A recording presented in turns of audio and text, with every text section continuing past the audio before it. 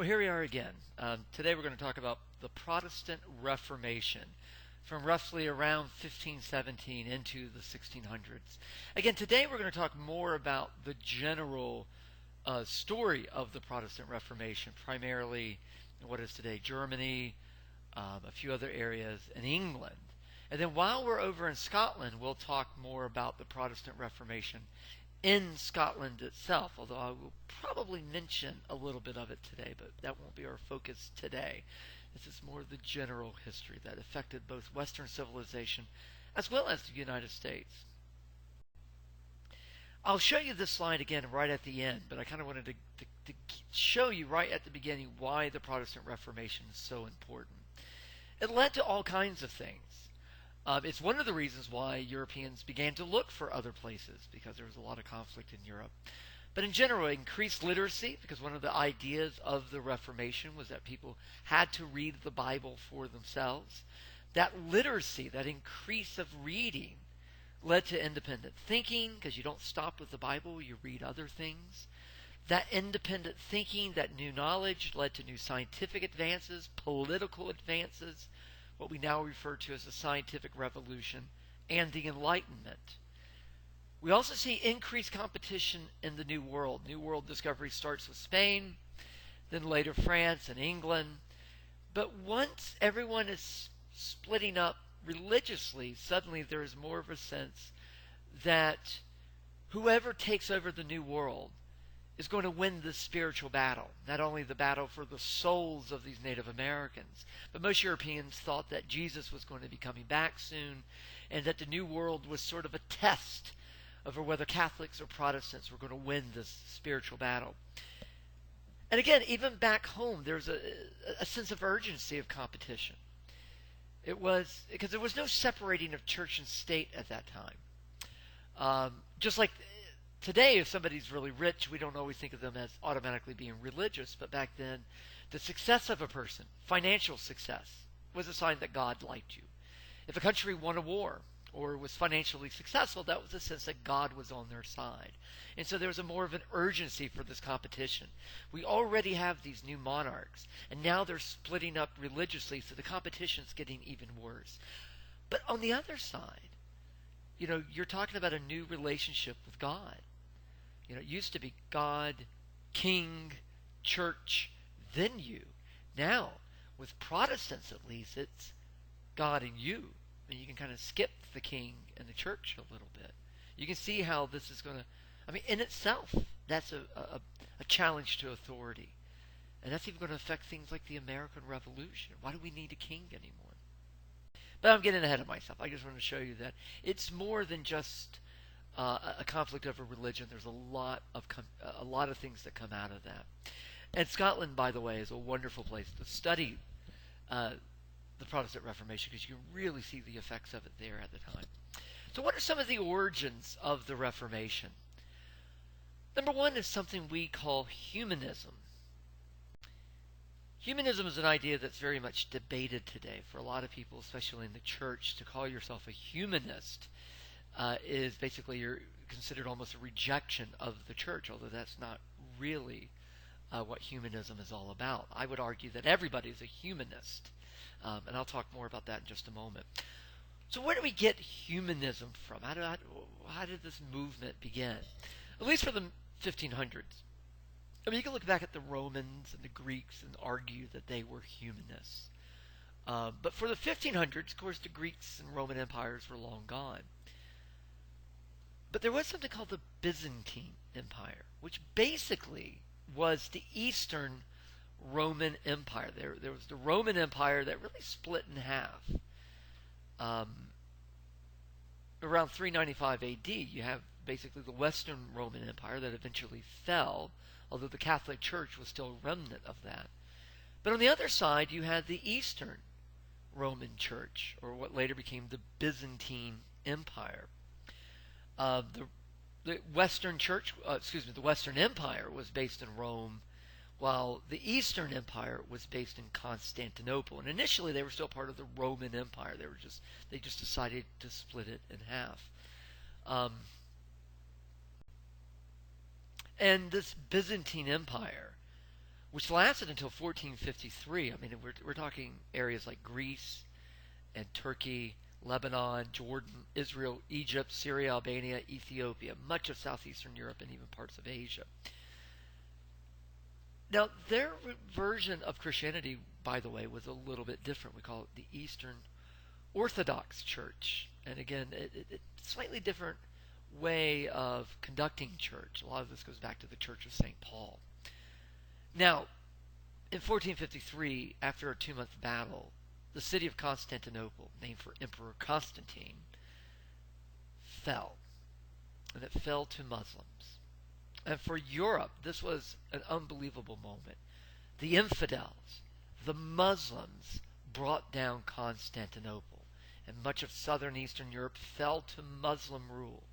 And for Christians, which is the same thing as saying Europeans, I mean, they were all European, all Christians.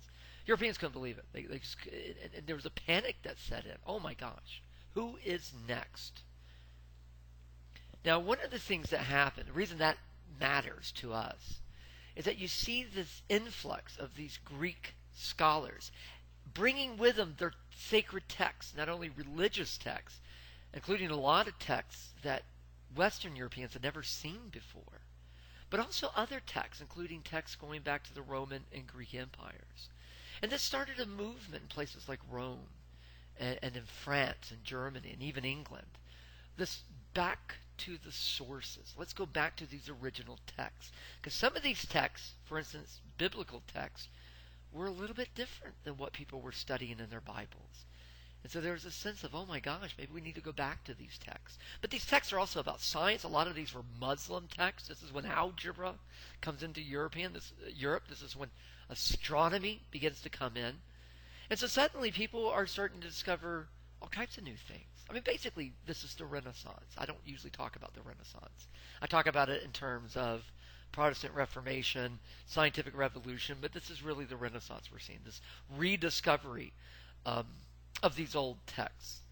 And so with that, we begin to see people starting to look a little bit differently at science. Oh, sorry. Here's my fall of Constantinople slide. I should have been showing this when I was talking about the fall of it.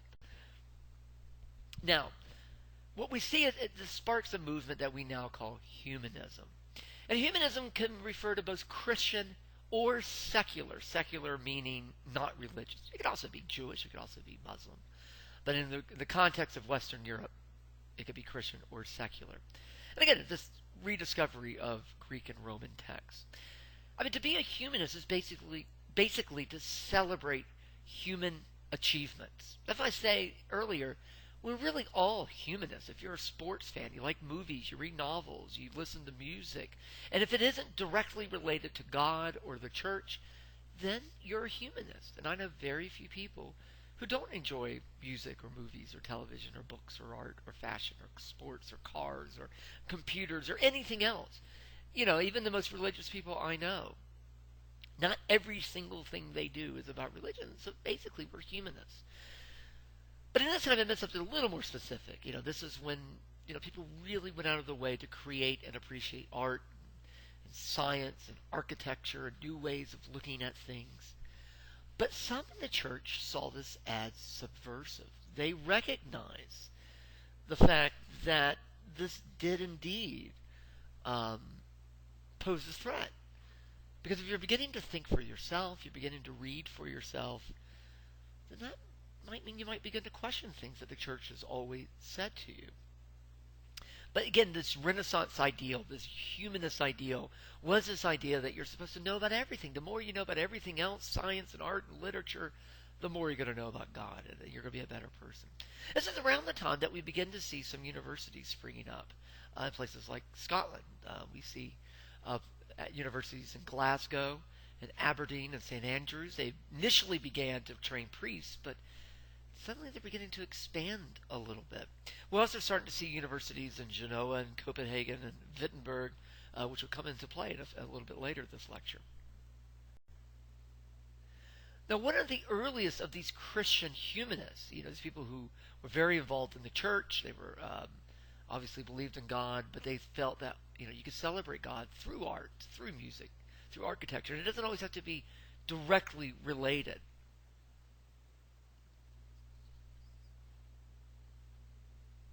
Erasmus was one of these Christian humanists. He was the son of a priest, a Dutch Catholic priest.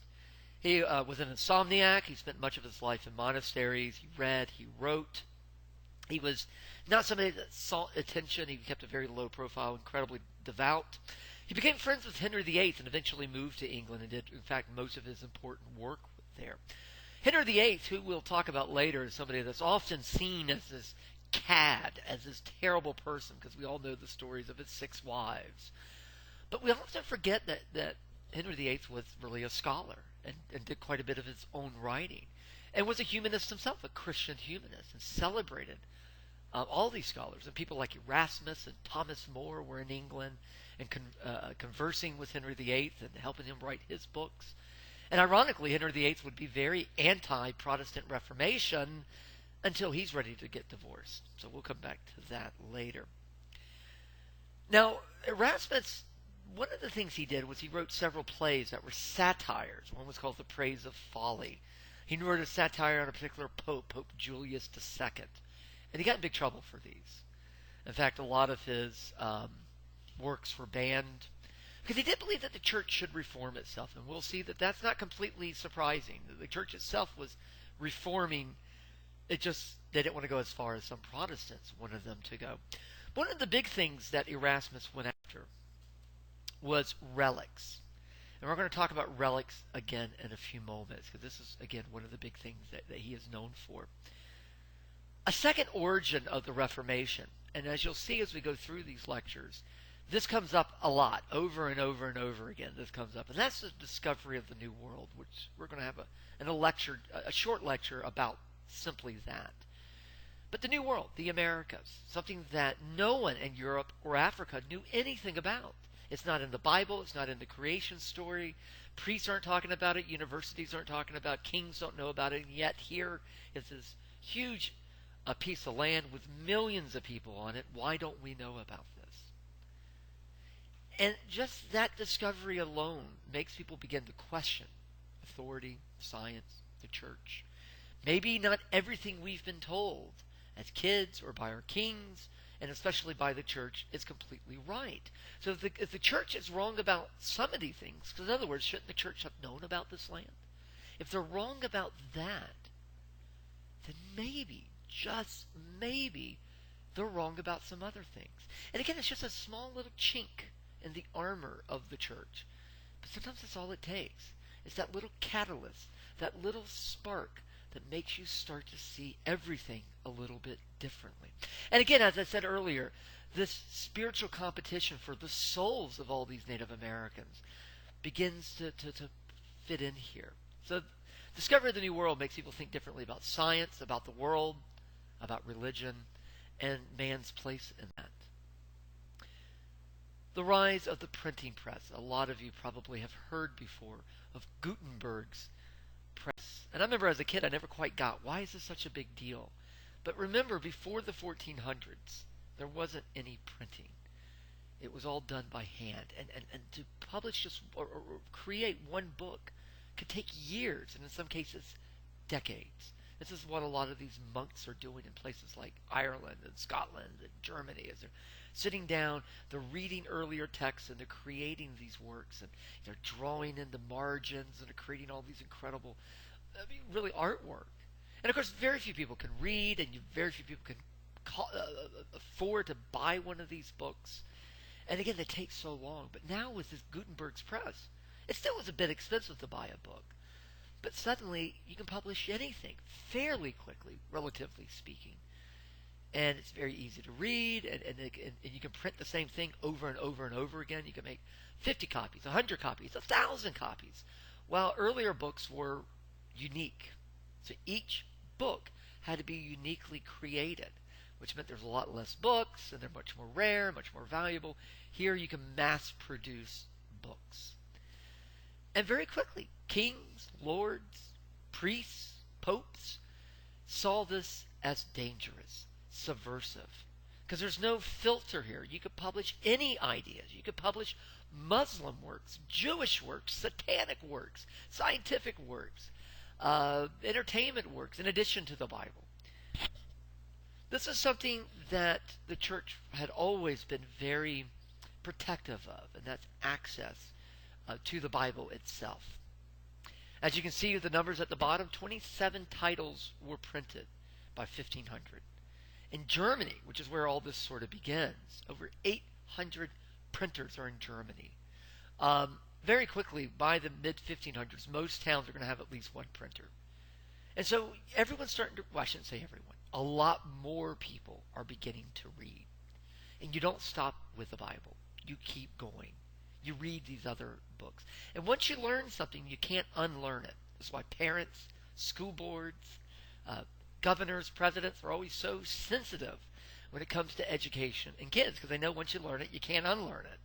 And this is a good example of that. People don't want you to learn some of this stuff. Of course, there's a photograph of Gutenberg's Bible.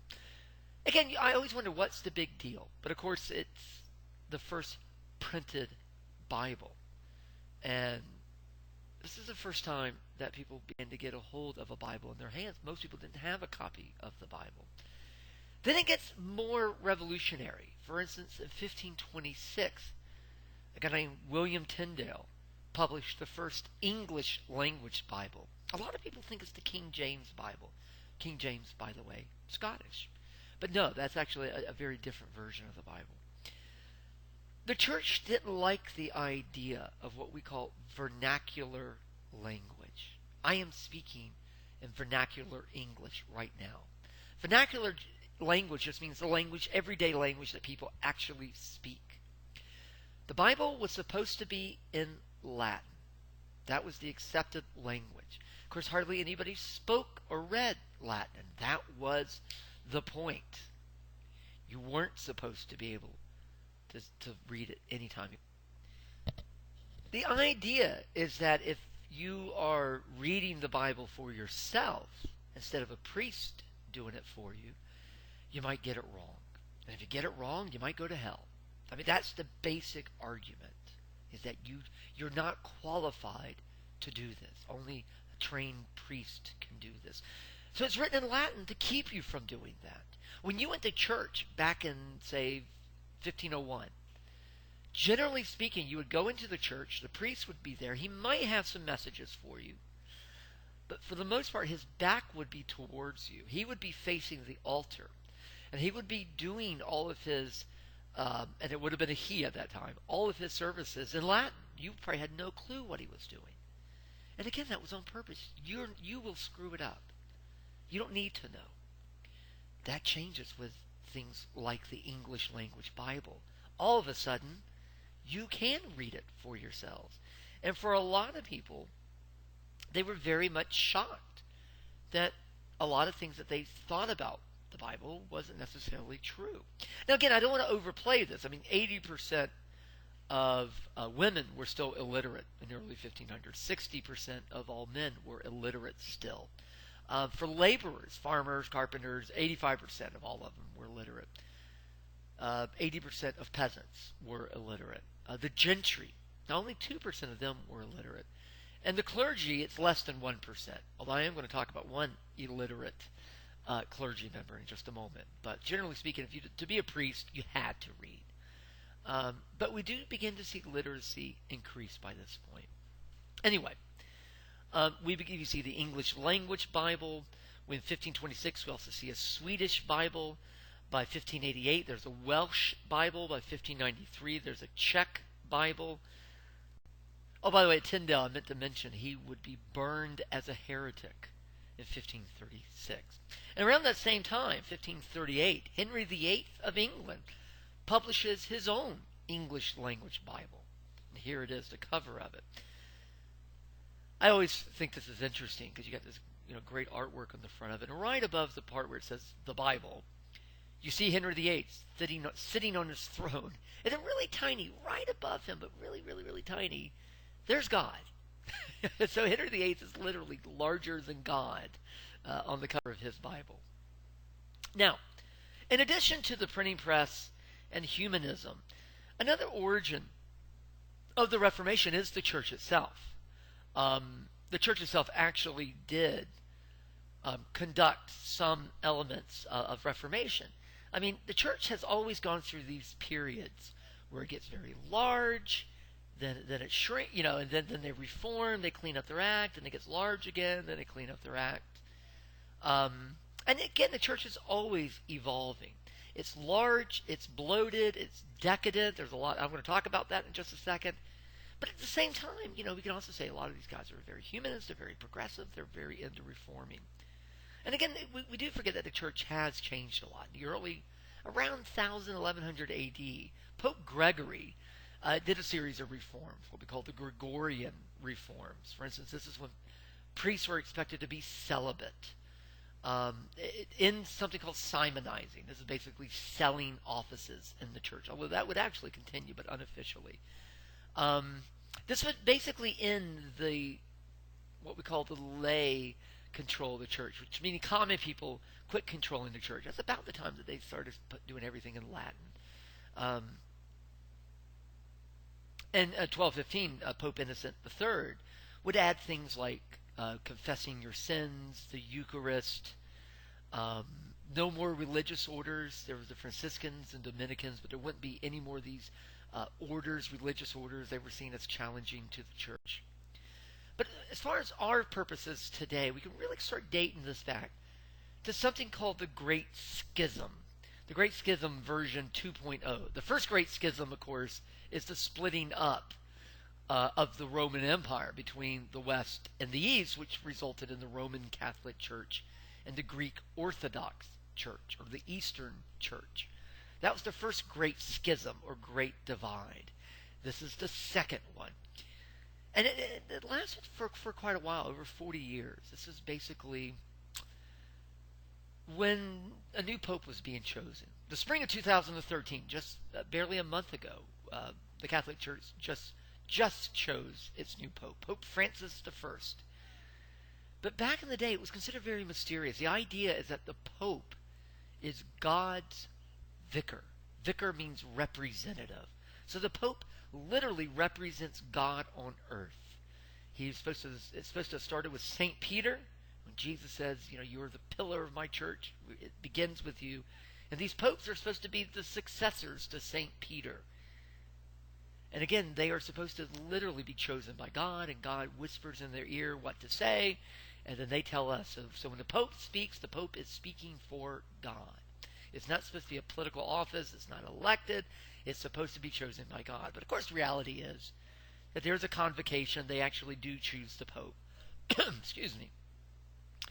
Now, what happens is there's a major debate over who's going to be Pope. So a Pope dies, and one group picks one Pope, another group picks another, and a third one picks another. And so there's two popes, and then later three popes, all serving. One is over in France, one is in Rome. And this revealed to everybody sort of the reality. People would still believe that the Pope represents God on earth, but he's much more human now. And this, again, really exposed this idea. And it already made some people, even in the 1400s, begin to question the authority of the church. So again, this is why we talk about the Reformation sort of beginning, even in the 1400s. The church itself had always talked about reforming. I mean, there's stories, true stories, about popes holding orgies and having mistresses. As Pope Leo X once said, God has given us the papacy. Let us enjoy it. And they did. I mean, these popes often were as corrupt as nobles and kings. And a lot of people began to realize that. And so the church had always talked about reforming. They had actually started to reform a little bit. But they didn't want to go as far as other people would want them to go. One of the things that they wanted to reform, and Erasmus was a part of this, was this idea of relics. Relics are exactly what they sound like. Relics, or bits and pieces from biblical times that have survived. It might be a piece of the cross, a piece of the crown of thorns, one of the actual thorns itself. It might be a piece of clothing. Here, in this image you see here, this is actually supposed to be a part of the manger that Jesus lied in. Some of them are quite creepy. I mean, one of them is supposed to be the bedclothes, these bloody bedclothes that Mary was supposed to have worn when she gave birth to Jesus. One church at one time even had this dried organic matter, because they said was Mary's placenta. Ugh. when Jesus was born. Of course, needless to say, most of these were fake, and even at the time, the church often realized these were fake. But sometimes the church felt like, well, if it brings people to church, and if they, if they become more religious, why not allow it to be there? But the problem was, one thing, the church is lying if they know these aren't real. And a lot of times people began to worship these things, almost like idols, and often thought these relics themselves could cure people. So a lot of people like Erasmus said that Jesus, depending on your interpretation. Oh, here it is again. And it's still hotly debated today. Not to be a skeptic, too much of a skeptic here, but it does seem to be a relic. Relic meaning not real. Most of the tests on it do seem to show that it wasn't real. It does seem to be pigment. But it is fascinating. And a lot of people still question whether this could have been done or not with technology at the time. And so there are definitely some people who still believe that the Shroud of Turin is real. Although I think this is very, very revealing. The church, officially, the Catholic Church, who holds this, have never recognized it as authentic. So I think that does say something. Now, another reason a lot of people felt that there should be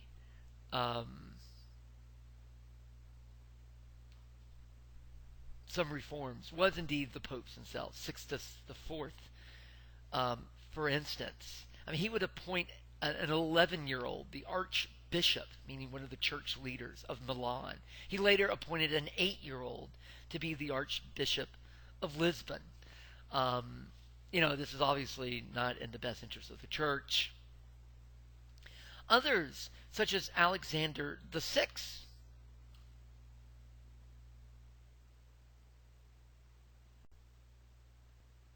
here he is. You may know him from a TV show called The Borgias, which I'll show you in just a moment. He's one of these interesting guys in that, in some ways, he was actually quite brilliant. I mean, he was a great politician, which being a pope means you are a politician. He was a humanist. He was actually quite smart. In fact, it's actually quite amazing that he was able to work his way up to be a pope. But he also sort of ultimately represents this. He becomes a symbol, the face, if you will, of papal corruption in the church.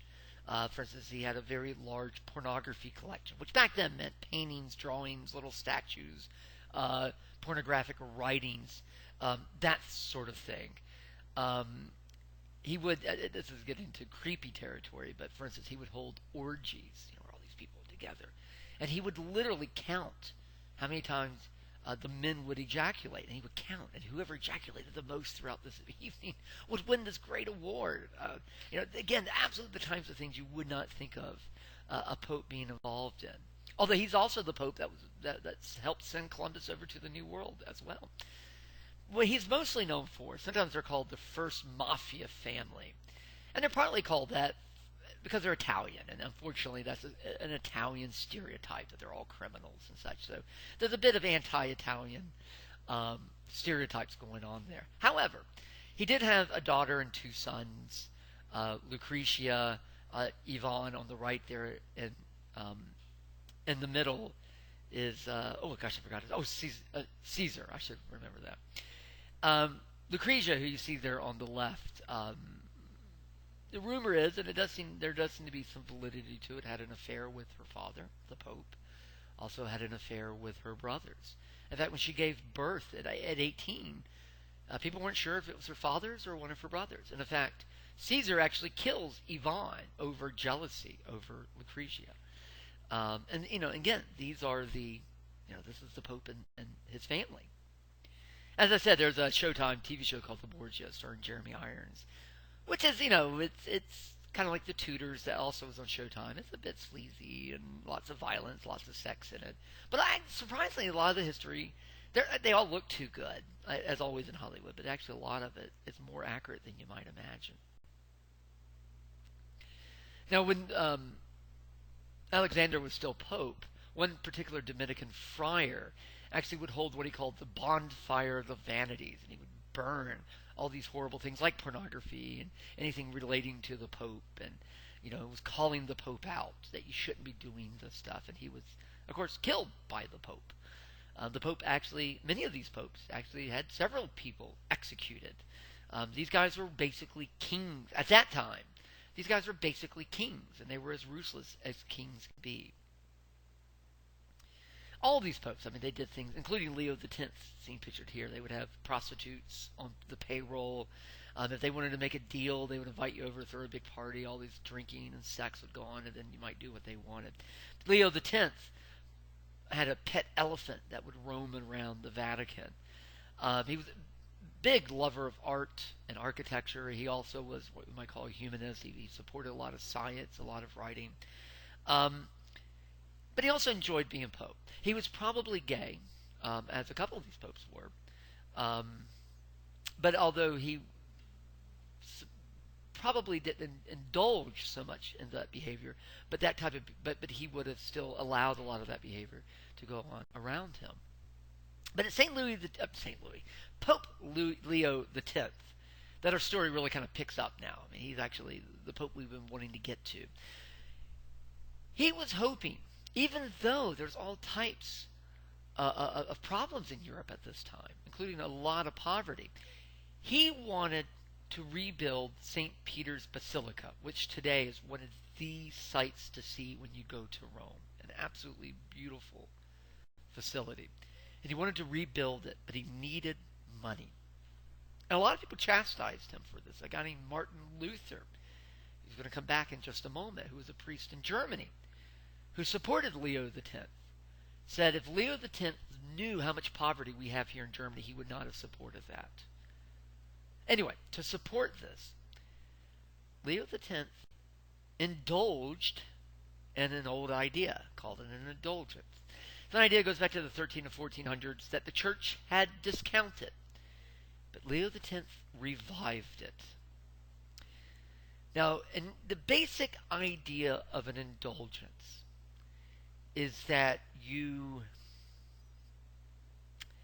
pay for this piece of paper. It might be a penny. It might be 25 cents. And you would pay for this. And it would basically forgive you of the sins you do. That way you can go to heaven. That in itself is already a bit of a problem if you're a Christian. So again, this idea that you can just buy your way into heaven, literally a ticket to heaven. The church later renounced this idea, but Leo X brought it back. When the church initially renounced it, was because so many church members, leaders, not only said, are we really allowed to do this, but they also were worried about the effects it had on people. In Oxford, in 1450, one chancellor wrote that nowadays people would say to him, church members would say to him, I don't care how many evils I do, for I can easily get forgiven for all my guilt by indulgences. All I have to do is give the Pope 4 or 5p, or what we call cents. And so, you can just do whatever you want. You do something bad, you just go, you buy your indulgence. You be bad again, hey, you can buy an indulgence again. Now, when Leo X brought it back, we called this a jubilee. He had this big celebration to bring these back. Partly was to rebuild St. Peter's Basilica. He also wanted to pay the painter Michelangelo to create these incredible murals. And so he changed the indulgence a little bit. He not only can it forgive you for your sins that you've done, but it can also help those who are in purgatory. Purgatory is a debated idea in Christianity. Most Protestants don't believe in purgatory. Purgatory was, and again, this is a very simplistic way to explain it. Basically, the idea of purgatory is you die. You're not quite ready for heaven yet, but you're not so bad that you need to go to hell. So your soul is trapped in purgatory. Some people think it's a state of being. Some people think the soul is literally still in your body. When you're buried, there's your soul trapped in purgatory. Jack-o'-lanterns today that we do at Halloween, that's actually where jack-o'-lanterns come from. The idea that the jack-o'-lantern is supposed to represent a soul trapped in purgatory. Most people don't realize that Halloween is a very Christian holiday. It's funny because so many churches are anti-Halloween today.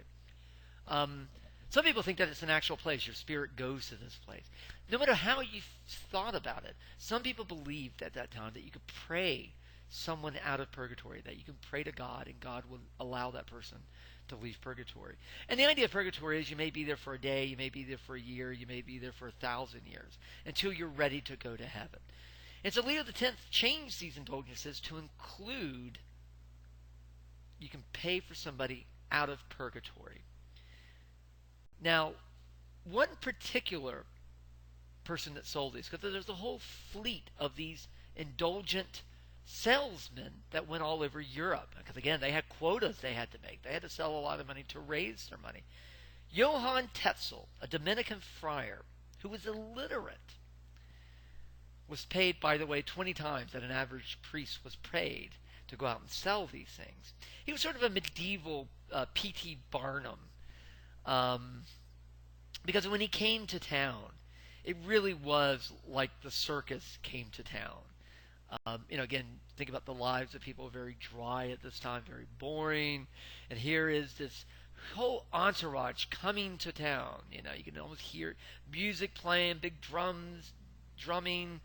He had this huge brass chest that he would bring to town. He'd have his big fancy bag of receipts. He'd have a huge cross he'd come with him. He'd have an accountant and another friar with him. He had this huge velvet pillow, and on top of that with all these indulgences.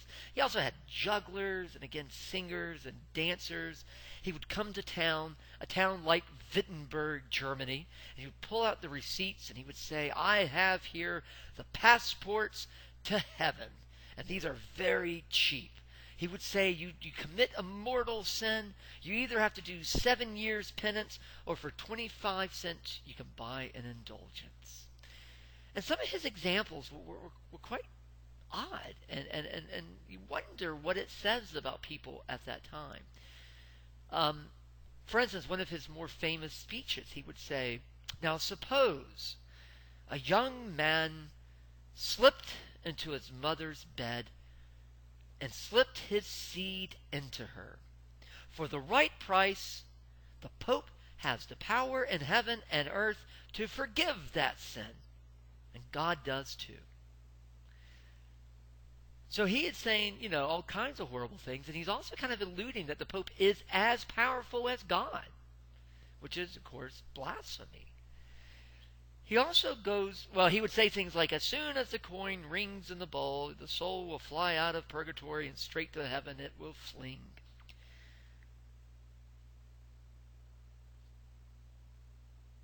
Now, he also went further. We're not sure. We know a lot about Johann Tetzel because of what happens next. A guy named Martin Luther saw him and wrote about what he said. So we know that's how we know exactly what Johann Tetzel said.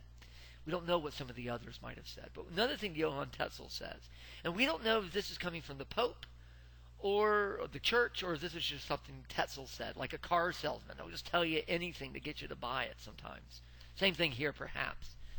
But he would say not only is it the sins that you've already committed, but for the right price, it could even be for the sins you haven't yet committed. And that in itself is a problem. Now, one of these people who listened to Tetzel and was upset with the priest Martin Luther in Wittenberg, Germany.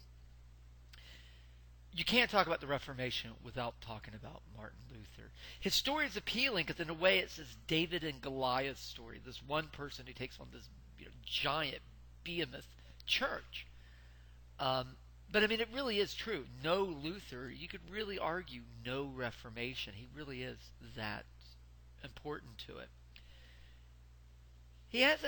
But he's a strange person. He's one of the more interesting characters in Western civilization.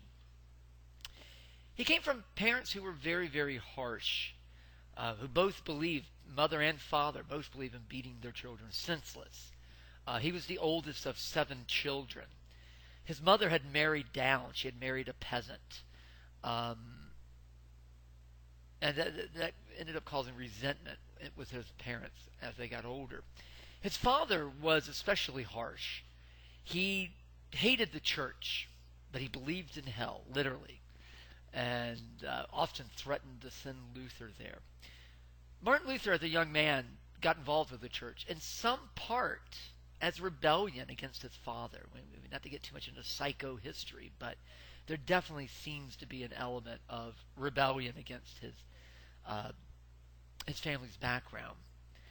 He always worried about his own corruption. He always feared that he was damned, and this is probably again sort of from his parents' upbringing.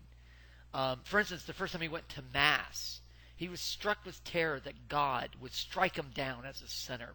He had a dark, violent streak that we'll see. I mean, you almost had to have some of this to be able to do some of what he did later. But this is clearly what he's getting from his father, and to a large degree. He does go into training to be a priest, and he becomes a major lecturer. For instance, in 55, he gave a lecture on Aristotle. In 57, he becomes a full-fledged priest. 1958, or 1958, good Lord, 1508, he becomes the professor of philosophy at Wittenberg University, which is about 6 miles southwest of Berlin, Germany today. While there, he translated the Bible into High German. He wrote 41 hymns. A lot of these are still sung today if you go to church. Your church may sing a song called A Mighty Fortress Over God, which is one of the more popular hymns. That's a Martin Luther hymn. He would give 2 lectures a week for 30 years. And as somebody who lectures, I know how much time goes into creating just one lecture. These would be 2 unique lectures. Very few of them would ever have repeated. And he did this 2 times every week for 30 years. Literally a workaholic. In 1511, he visited the Vatican for the first time. And he talks about when the first time he saw it, he just fell to his knees and began crying. Because here is, the center of his world, the center of his faith. And again, it's ironic that barely 6 years later, he's going to be one of the people challenging that very church. Now, what you see here is something you may see in Scotland when we go to Stirling Castle or Doune Castle or Edinburgh Castle, and that's a privy. A privy is basically a crude, primitive restroom or toilet. Modern toilets that we know today aren't really around till the 1800s. Modern sewage systems aren't around till the 1860s in London. But a lot of these castles and monasteries would have something like this. It would usually be kind of around the corner, a privy, meaning private, and it would often be a hole, and you would sit there and do what you need to do. And like here, you might have a little cover that you covered it up on. Martin Luther did much of his work in the privy. I can't overemphasize how much work Luther did. Over half of the Reformation writings that we have today are Luther's. Basically it's the equivalent of a book every 2 weeks. And he really kept this up. Later, when he confronts Charles V, there'll be in the corner, there will be all his books stacked up, and Charles V will accuse Luther of not written all this. He just can't believe that one person can do that. And this is where he did a lot of this. And this is where Luther was chronically constipated. And this is where kind of the oddness of Luther comes in. And oddly, I find this almost fascinating. He was very German. And at that time, Germans were sort of known for being very blunt, not hiding things. As one person at the time said, Martin Luther would call a turd a turd. He wouldn't hide things. He could be incredibly rude. He talked a lot about Scheiß and Steiß, which is German for, and excuse my German, but that means shit and ass. He often talked about literally, physically fighting with the devil. And one of these fights he invited, and I'm going to use some crude language here, he invited the devil to lick his ass. In one particular fight, he said that he would shove, quote, the devil in my anus where he belongs. Or he would defecate in his pants and then make the devil wear his pants around his neck. Quote, if that is not enough for you, devil, I also have shit and piss in my pants. Wipe your mouth on that and take a nice hearty bite, unquote. Nowadays, I mean, we have a Lutheran church. A lot of churches read his writings. Much of this language, a lot of these stories have been edited out, and it's almost understandable why that might be the case.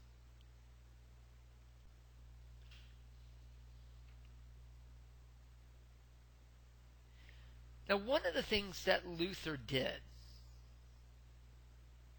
and I'm waiting for the slide to change. Sorry. There. Well, he was teaching at Wittenberg, Germany, and this is just a modern image of what Germany, what this place would have looked like at the time. And again, think this is where Johan Tetzel would have arrived, probably in the same square with his whole entourage, to sell these indulgences. But at the university here where Luther taught, one of the things he did is that, I mean, he read the Bible numerous times, but he spent a whole series of lectures teaching the entire Bible from beginning to end. And even today, there really are very few people who have ever actually done that, especially in order. Just start with the first page and go to the end. And when Luther did that, he came to a very interesting conclusion. He realized that a lot of stuff that the church was doing wasn't necessarily in the Bible. Now, the church was okay with that. I mean, the church argued things like good works. You know, that's not in the Bible. But this is good. It gets you, it brings you to faith. And then they admit that a lot of the rituals aren't technically in the Bible. Confession of your sins and the Eucharist and all that. Even the Trinity, which people today sometimes are surprised to hear. The Trinity is not in the Bible. That's just a way that the churches have tried to explain the nature of God, if you will. But Luther became very critical of this. He became very literal. He thought, well, if it's not in the Bible, maybe we shouldn't be doing it. Now, he would describe himself as a nominalist. This is, he believes that God reveals what he wants us to know, and everything else we have to kind of take on trust. But he does believe that God reveals it. So a lot of the things that the church is doing, he's saying, well, God didn't reveal that to us. We need to go back to the beginning. Of course, obviously, indulgences. Number one, I mean, that's the big one. It's clearly not there. He gets all this. He called it cheap gore. He attacked all kinds of things. But this is what he came up with: this whole idea of priesthood of all believers. And of course, he is a part of the priesthood, which is male only, and you had to be celibate, and you had to be trained, and only you could read the Bible. But he begins to say, well, wait a minute, there's nothing in the Bible that limits it to just one person. In fact, Jesus is very clear. He encourages everyone to read the Word. So he begins to argue that all can pray to God. I do want to explain this for a moment. I don't know about the students going on this trip, because I would never ask a student what their beliefs are. That's a private affair. But I know a lot of my students over the years have mostly been, if they're religious, have mostly been Protestants. And a lot of Protestants don't always understand what Catholics do. And so a lot of Protestants would argue that Catholics that they worship Mary, the Mother of God, or that they worship saints and priests. That's not what Catholics do. But Catholics used to believe, and many still do, that you can't pray directly to God. That you have to pray to Mary, who can then talk to God. Or you pray to a particular saint, who then can talk to God. Remember what the European viewpoint of God was. God was a king. And back then, you couldn't just go talk to a king. You weren't allowed to. But you could talk to one of the king's men. And then that king's person could then go to the king and whisper in the king's ear. So that was the idea. This is also why there was music in church. The idea was to get God's attention. But you would pray to somebody who knew God, who then could talk to God. You weren't worshiping them. You were just talking to them to talk to God for you. I just wanted to clear that up. But Luther was saying that all can pray to God. You don't need to go through Mary. You don't need to go through the saints. You can go right to God. I mean, that's completely revolutionary and challenges some of the basic foundations of the church. You could argue, well, why do we need a pope then? Why do we even need priests? Every man is a priest because you can read the Bible for yourself. Of course, the key to this is you have to be able to read. And then you can make your own decisions. And again, read the Bible for yourself. Faith alone will get you to heaven, not good works. You don't have to do anything. You don't have to go through all these hoops that the church was saying you had to go to. And the 7 sacraments, which aren't in the Bible, they're out. That was something else that he very much pushed. That this whole idea of 7 sacraments, things like sacraments of initiation, baptism, confirmation, Eucharist, sacraments of healing, penance, and anointing of the sick, the holy orders that makes one a priest, matrimony. That you don't have to do these. That the 10 Commandments are all you need. That the Bible is all you need. Now, as he was coming up with these ideas, again, I mean, you can already tell. Now, he's doing this by himself. He's just in his church. This is partly coming out of teaching and talking with his students and reading for himself. And also, eventually, what he sees the indulgences. In other words, that's the moment when Johan Tetzel comes to town. That's the moment he says, okay, I've got to say something. I've been working on these ideas for a few years. It is now time for me to say something. By the way, this photograph here is just from a cheesy museum exhibit.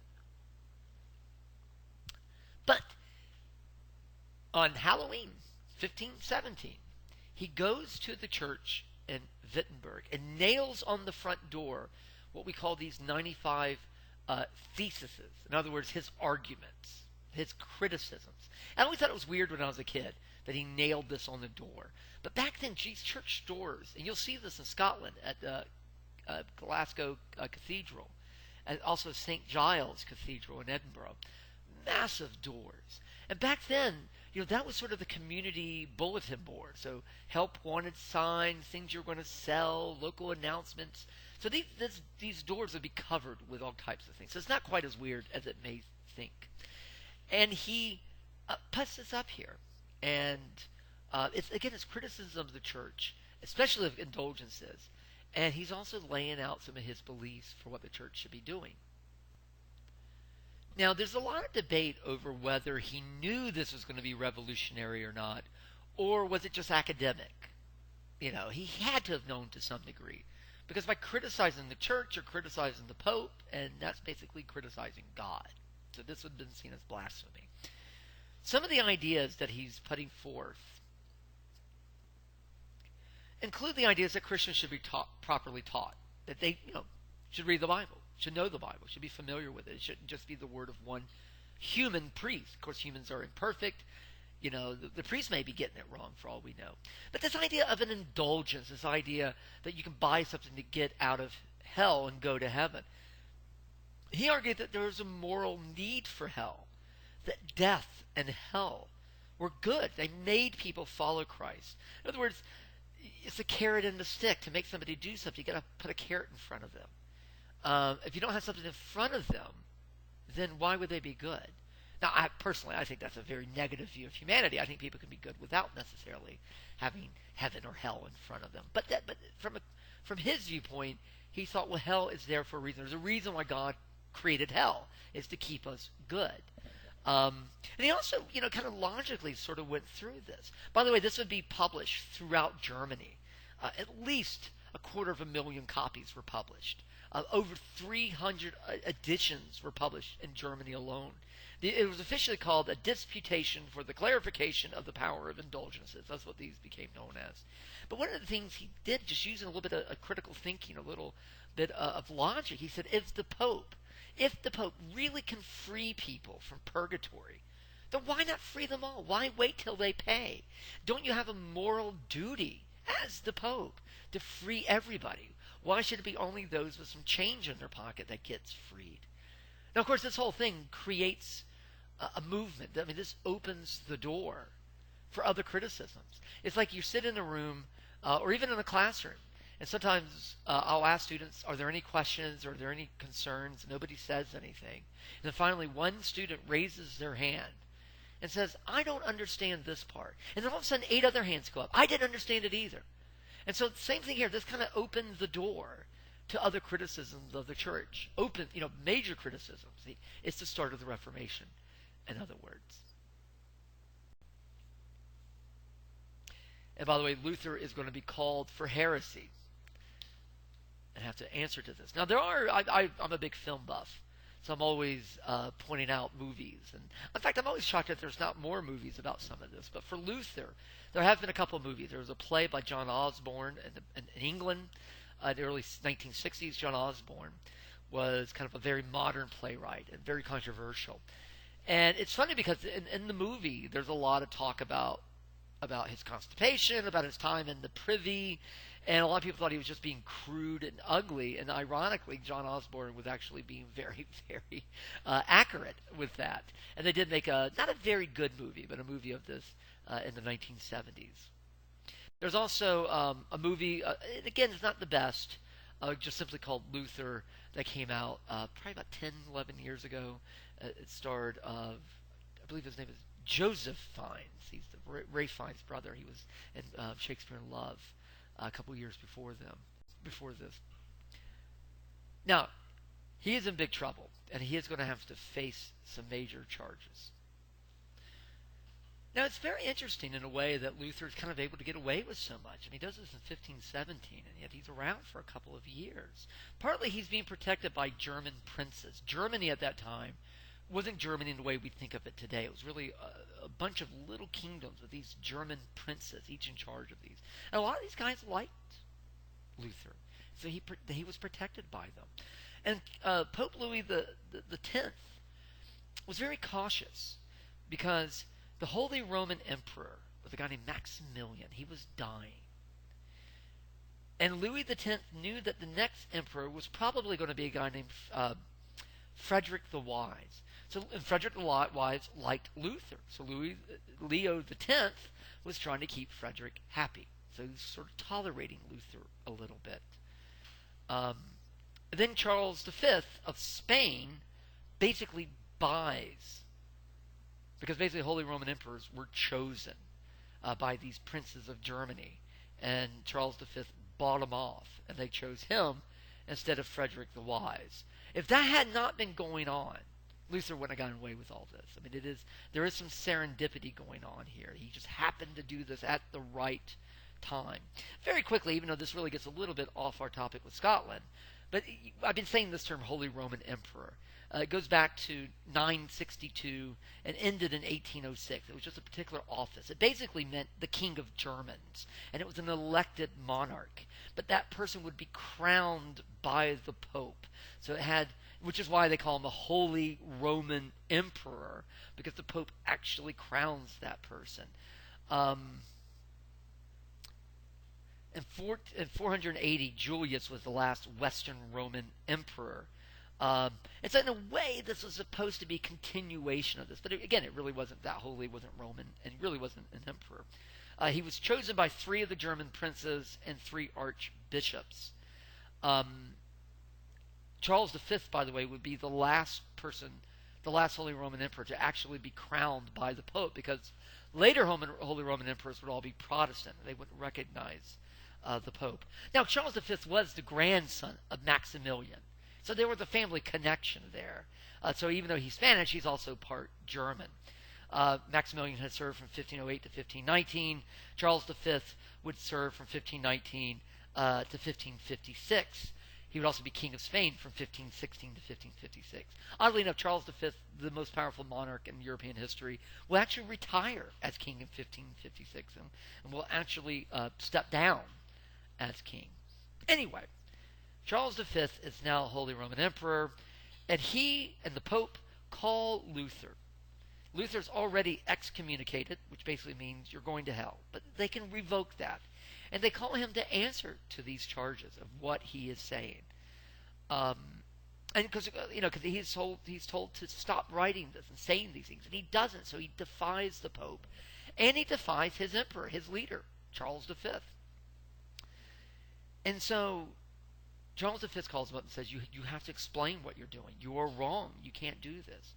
And Luther testifies. He says, quote, "Unless I am proved wrong by the testimony of Scripture or by the evident reason, I am bound in conscience and hold fast to the Word of God. Therefore I will not retract anything. Here I stand. I can do no other."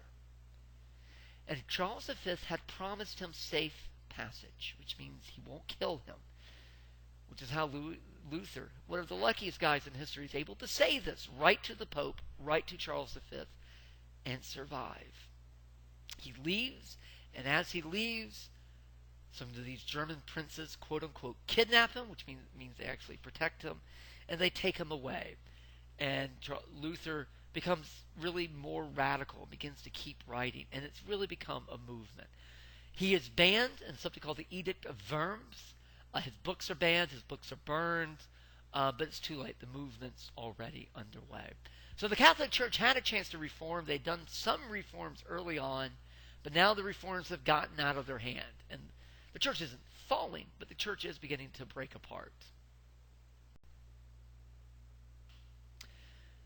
Now, some of these ideas, this idea of every man is his own priest, think for yourselves, read for yourselves, this did indeed cause this is an upturning of the natural order of things.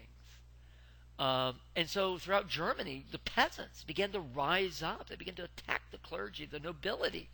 They thought this is great. In fact, in Munster, in Germany, there was this kind of whole free love colony where people were having sex with each other and kind of throwing out sort of the sexual norms of their times. And they thought Luther would be right behind them, and he wasn't. He completely was against them. He believed in hierarchy. He believed in the great chain of being. He just believed you're allowed to talk to God, but God is still in charge, and there's still the commandments. There's still a hell. Luther wrote to the German princes and the Holy Roman Emperor. And he said, kill the peasants.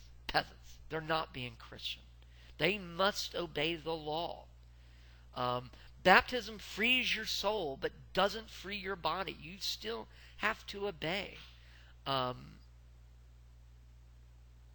at one point he even said, quote, there is not a devil in hell. They have all gone into the peasants. So to him, unlawfulness was not biblical. There's chaos if you don't obey the law.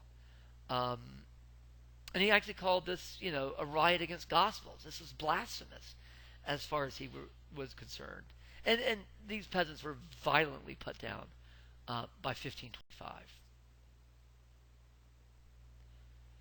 Now, by the 1520s, it's not just Luther anymore. We see other movements throughout Europe. And we can begin to call these guys or these people Protestants.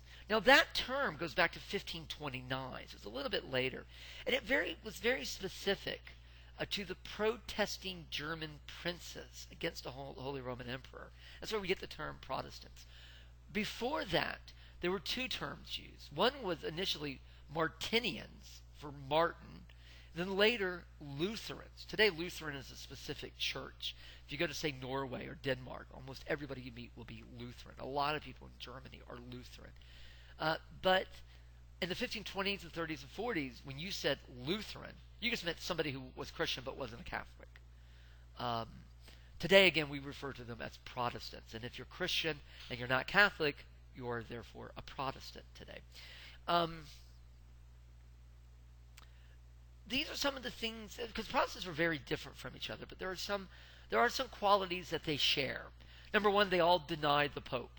Two, they believe in vernacular Bibles that are written in your own language so you can understand what the Bibles say.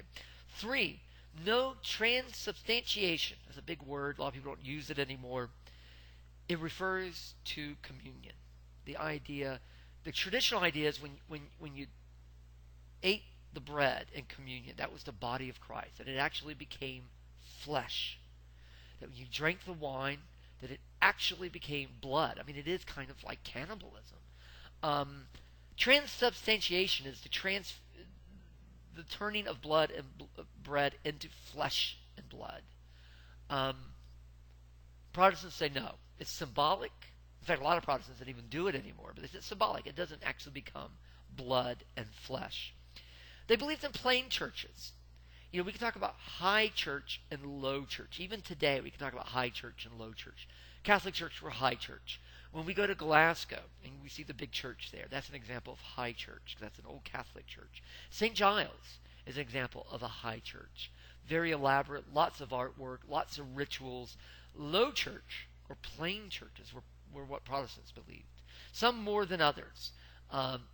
in Scotland, what we now call Presbyterians, they were very plain churches.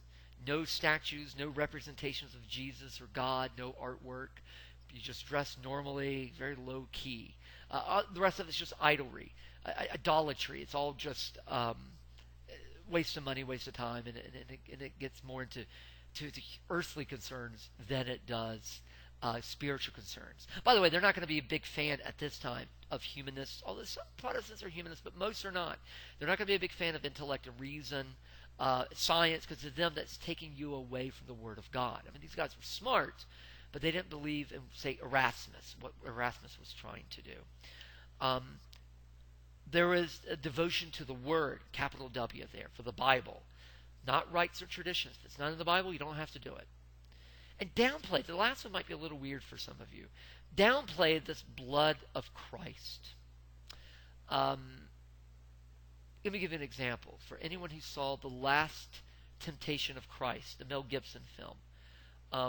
Mel Gibson, who ironically made a movie about Scotland called Braveheart. But Mel Gibson is a very strict Catholic. And that film is very Catholic, because the whole movie is Jesus being literally beaten and tortured, and then finally crucified. And that's it. That's the whole movie. That's very Catholic, traditionally speaking, because it's about the suffering, the blood, the gore, which is, you see that in a lot of old Christian paintings. That's considered very Catholic. And so sometimes today when people talk about an art or a movie being very Catholic, that's often what they mean. Martin Scorsese, great film director, one of my favorites, is also very Catholic. And his films have a lot of this redemption and people going through a bloodbath before they come out the other side. That's a very Catholic viewpoint. He's upfront about that. So it's interesting that so many Protestants today liked Last Temptation of Christ. It's, because early Protestants would have hated that movie. So they downplayed the blood of Christ. They thought that's not what you're not supposed to focus on the death. That almost seems like a sacrifice. It almost seems like something you would see the Mayans or the Aztecs doing, the human sacrifice and cutting out the hearts. That's what relics were all about. That you're supposed to focus on the resurrection and the message. So they downplayed the blood of Christ. Now today that's not the case. I know a lot of Protestant churches pray, I forget what it's called, the blood of Christ, the blood of Christ. They speak about the blood. The blood washes over me. But at that time they thought, no. We need to get away from that. That's losing the point of the message.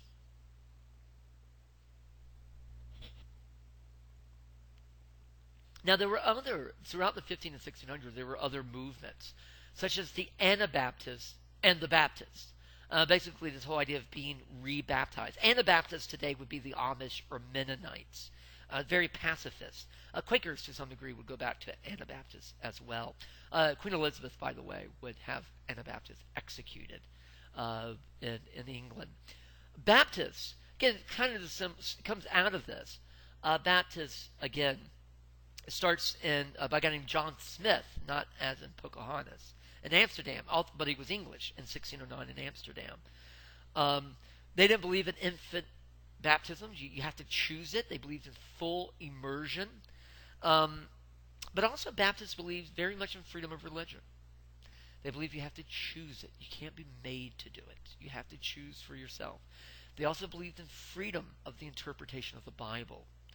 The preacher, the priest, is not supposed to tell you what to think. You decide what to think. And your interpretation is legitimate. That's not, having grown up as a Baptist when I was a kid, I can argue that that's not necessarily what some Baptists argue today, but that was the basis of it. Both Anabaptists and Baptists were very much feared and ridiculed, even by other Protestants. Here's some Anabaptists being, quote-unquote, baptized. You want to be baptized? Why don't we tie your feet and legs together and we'll throw you into the river and you can go to heaven a lot quicker that way. Baptists would often be, here's some going to be about to be burned alive. In Virginia and other parts of the colonies, even up to the American Revolution, Baptists were often executed or tortured or at least ridiculed. It's one of the reasons why we have freedom of religion in our Constitution, was partly the reaction of Baptists. There's a lot of rumors that James Madison, the father of the Constitution, was Baptist himself. And that is one of the reasons why we have that. to actually protect people of other faiths. Another one of these early Protestants, and almost as important as Luther, and definitely very important to Scotland, and that's John Calvin and what we call Calvinist. Scotland is still often considered, for those who are still religious, and as you'll see, a lot of people in Scotland aren't religious anymore. But England and Scotland are moving towards secularism.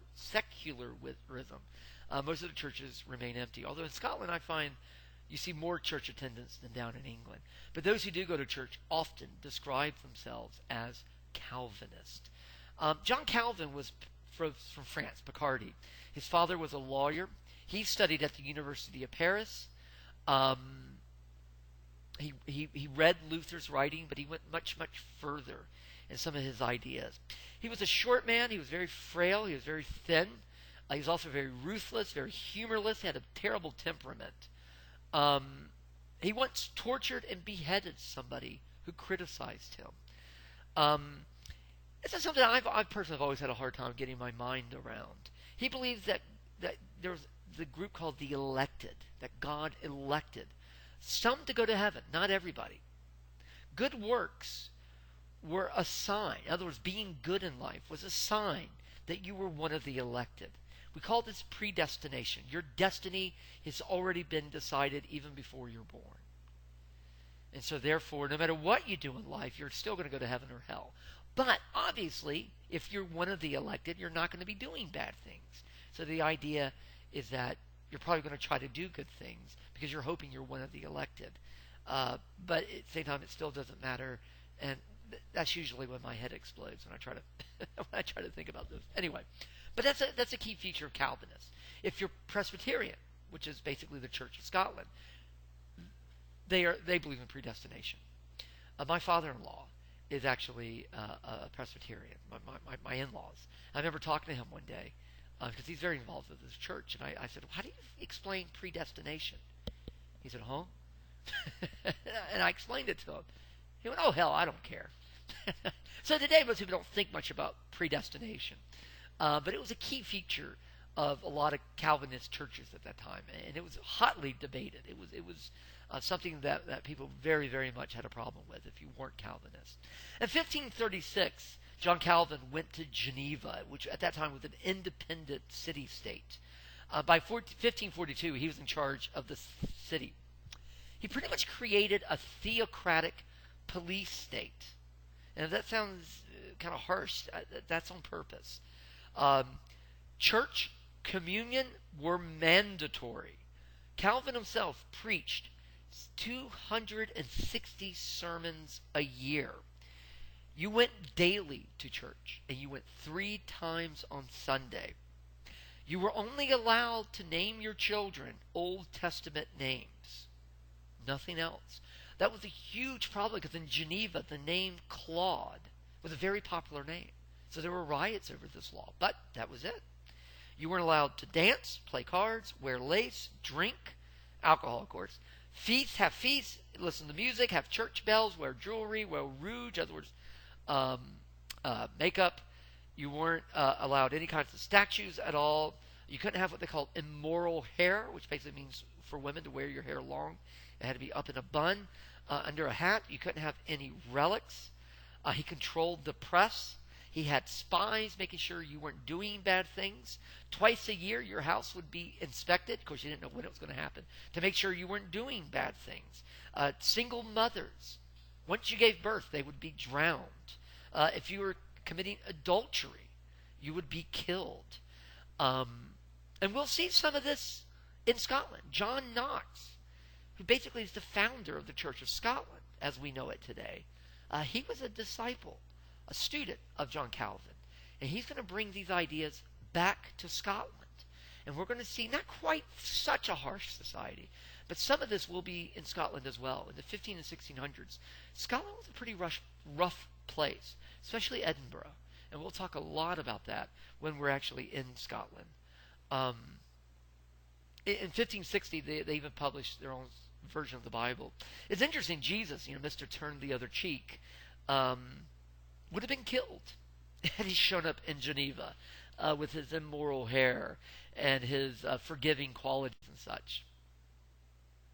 There is a counter-revolution that's also going on.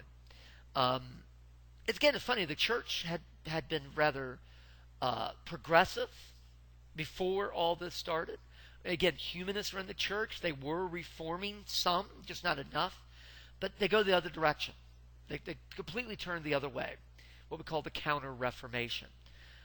Leo X dies in 1522 after a wild party.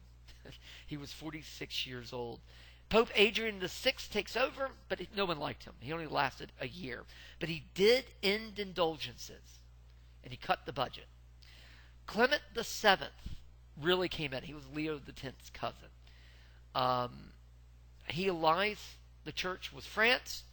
That made Spain and the Holy Roman Emperor, Charles V, angry. And in 1527, Rome was sacked. Nuns were raped. Priests were sodomized. There were 2,000 bodies floating in the nearby river. Relics were destroyed, documents destroyed, thousands were killed.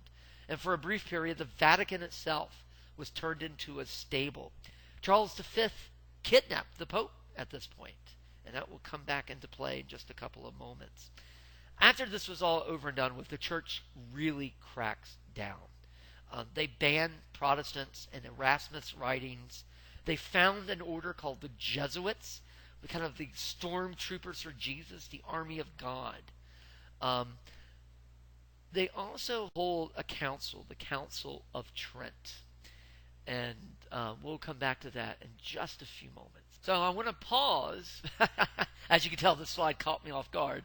But I want to pause in the Counter-Reformation. So they're starting a Counter-Reformation. They're starting to react to this. And around that same time, in England, we see some changes. This is what most people think of when they think of the Protestant Reformation. England and Scotland are obviously, today they're the same country, basically, although that may not be the case after next year. And so the history of England is very much the history of Scotland as well. Henry VII, a Tudor meaning that's just his last name. That's the family. He is king beginning in 1485. He defeats Richard III on the field of Bosworth, ending the War of the Roses. And he becomes England's first new monarch. We have Spain, we have France, and England. He's our first new monarch. He has 4 children. One of them is a daughter named Mary, who becomes Queen of France. He also has another daughter, Margaret, who's Queen of Scotland. She's going to marry James IV of Scotland. So the Stuart family in Scotland and the Tudor family in England are together. So again, this is all family. He also has a son named Henry, but his firstborn son was Arthur. Arthur as in King Arthur. This was going to be King Arthur II. Arthur was going to be the next king when Henry VII died. Unfortunately, though, Arthur dies in 1502. He was not ever going to be king. He met Catherine of Aragon. Catherine was a princess of Spain. King Ferdinand and Queen Isabella, this is their daughter. And she's going to be the aunt of Charles V. So again, these guys are all related. They wrote letters for 2 years to each other because they were betrothed to each other. Eventually they met when they were both 15 years old in 1501. 10 days later, they're married. There was a big bedding ceremony. This was kind of an odd thing they used to do. Marriage wasn't considered legit until it was consummated. In other words, to put it crudely, until you had sex. And so there often was a bedding ceremony. Everybody gather around. They wouldn't look at you, but would hear what was going on. And that apparently did happen. However, Arthur was very sickly. And there is some thought that maybe they never consummated the marriage. That becomes important in just a moment. And he dies the following year. And in fact, in many ways, they were barely married. They did seem to be good friends, but again, there's a lot of thought that maybe they never did consummate their marriage. A few years later, The other son, Henry, who's now going to be the next king, Henry VIII, he is married to Catherine. And here is an early painting of Henry VIII and Catherine of Aragon. They marry in 1509. Henry VIII will live until 1547, but he won't stay married to Catherine. Now, they, for all intents and purposes, here is a drawing of Henry VII dying, which makes Henry VIII King of England. And for all intents and purposes, Henry VIII was a good king, as far as kings go. He's a very brilliant king. He did a lot of writing. He was a humanist. He supported Thomas More and Erasmus. And he and Catherine had a very good partnership. They seemed to have been in love. I mean, of course, Henry had affairs. He was king, and that's what kings did. So he had all kinds of affairs and parties. But they seemed to have a very good partnership. Unfortunately, though, they never were quite able to have as many children as they wanted. Catherine would eventually have 6 children. Her first one in 1510, just a year after they're married, a daughter who was stillborn. They had a son named Henry. A lot of people forget this, but he only lived from January 1st, 1511 to February 23rd, 1511. They had another son, not named, stillborn, in October 1513. Then a daughter, Mary, born in 1516, and another daughter in 1518 who died in a week.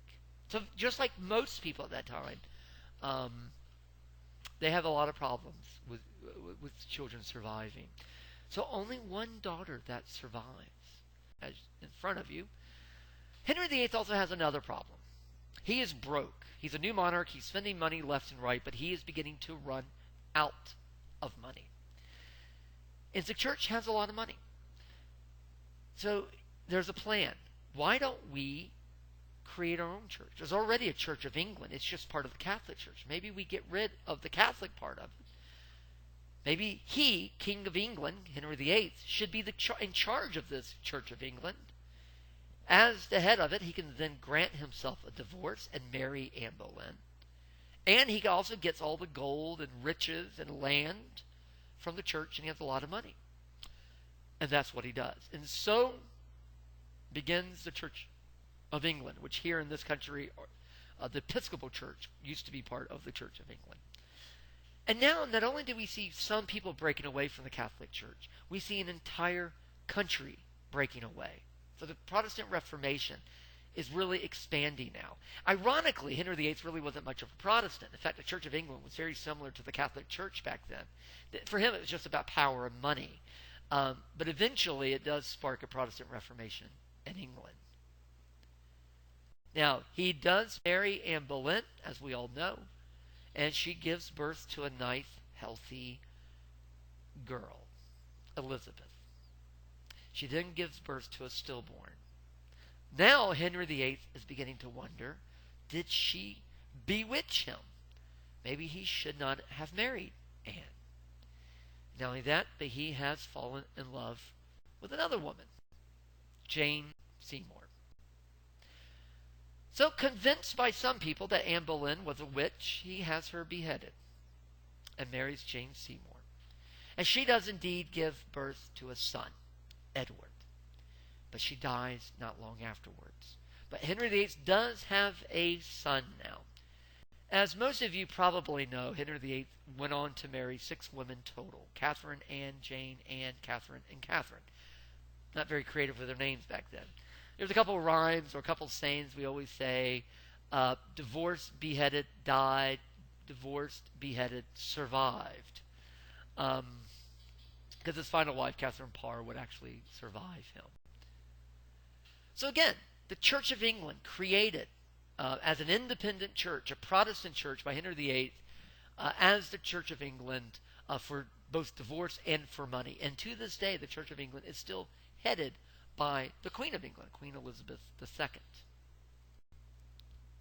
And of course, there's all types of movies about the Tudors and Henry VIII, 6 Wives of Henry VIII, the Tudors from Showtime, which actually, except for the fact that they all look too young, and I don't think their portrayal of Anne was very good. It's actually not a bad show.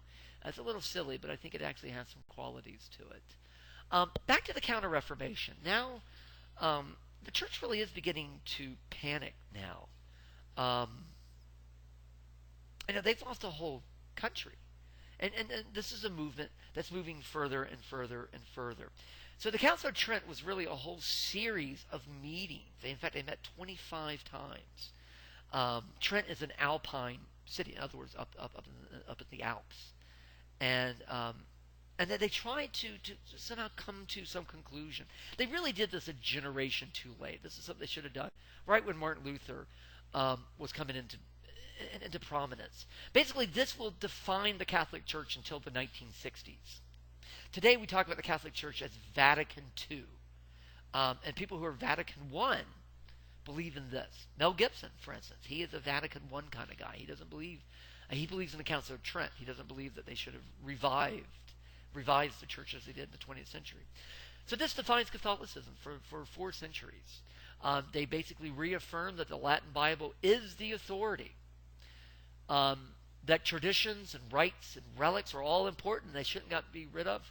That the church of interpretation of the Bible is the official interpretation, and that popes are correct, and their word is final. So this is a very conservative backlash. You think we're going to change? Screw you. We're not changing one thing. We're not going anywhere. And that's the Council of Trent. And it really doesn't solve anything. Now, by the 1540s and 50s, there are wars throughout Europe. And in many ways, these are about religion. Protestants versus Catholics. Protestants begin to think Catholics are all going to hell, and that the Pope is the Antichrist, and that a good Catholic is a dead Catholic. Catholics begin to think the same thing about Protestants. Charles V, one of the greatest things he did is he negotiated something called the Peace of Augsburg. This was an attempt to try to bring an end to these wars. And it works to a degree. And it goes under the idea of so goes the prince, so goes the people. In other words, if you're in a country and your king or queen is Protestant, then you are Protestant. If your king or queen is Catholic, you are Catholic. That way, so the people of these countries aren't fighting each other and causing all these wars. It's an attempt at religious toleration. Didn't completely work, but it did work for a while. And very quickly, let me move to the last little bit, although we're moving a little bit forward in time. The Defenestration of Prague, 1618. This is one of those great words that nobody, of course, uses today. It literally means the act of throwing someone out a window. Technically, there were 2 defenestrations of Prague, and this was the second one, but this is the one everybody knows. Very quickly, what's going on in the early 1600s? Because things have calmed down to a large degree. But in the early 1600s, these religious differences haven't resolved themselves yet, and they explode into one of the worst wars in European history. In fact, the worst war until the 20th century with World War I and World War II. It starts with another Holy Roman Emperor being chosen. Ferdinand II of Austria is chosen, and Spain approves. But he's a Catholic. So Protestants protest. I mean, they're Protestants. What else are they going to do? And at a meeting in Prague, some of these representatives of Ferdinand II are literally thrown out a window into a manure pile 3 stories up. And this act helped start something called the 30 Years' War, which actually lasted 30 years.